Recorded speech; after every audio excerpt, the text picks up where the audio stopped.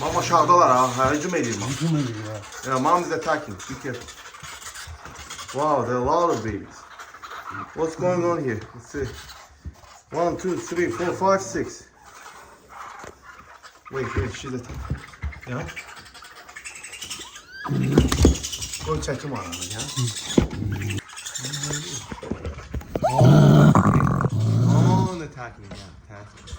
We just removed TSR pest control. Don't be scared. We're gonna give your babies to you. Don't worry. Mr. Mom, no, you can't bite my hand. You're not allowed to. TSR pest control. Ciao. Have you ever seen it this close? Be good, raccoon. We're gonna give your babies back to you. We will give your babies back. Wait me outside on top roof, okay? Wait for us on top of the roof. Go out, and we will give your babies to you. Come have a look. It's a once in a lifetime experience. Oh, don't come. Don't come. No, not my hand. She wants to bite my hand. No, you can't bite my hand. I don't want to get the baby shot. No. Go back. Go back.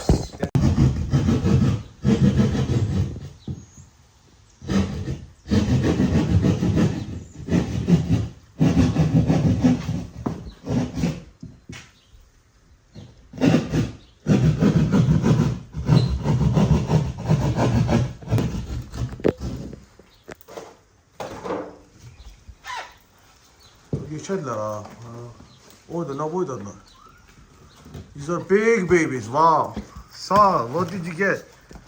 How many? Wow. These are huge raccoons. Make sure that.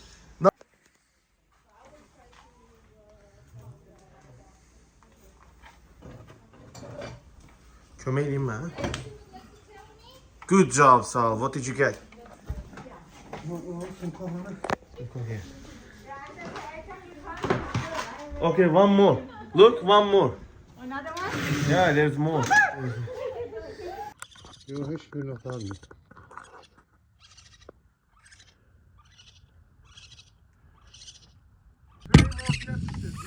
Ha. Hayvan ortada düştü.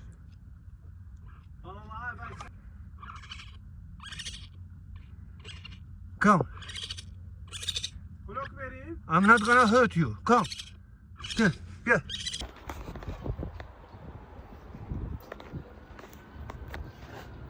Saw the video.